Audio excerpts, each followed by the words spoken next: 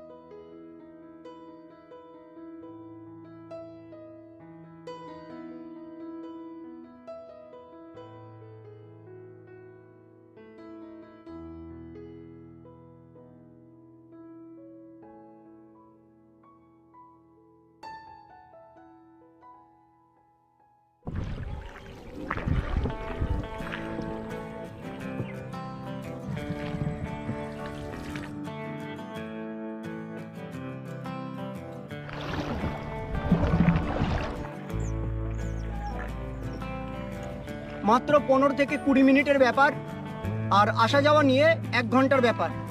আপনার টোটোতে গেলেও অনেকটা সময় লাগবে। নৌকা করে গেলে একটা অ্যাডভেঞ্চার হবে, এবং এখান থেকে জুবিলি ব্রিজের এবং ইমামবাড়ার দারুণ একটা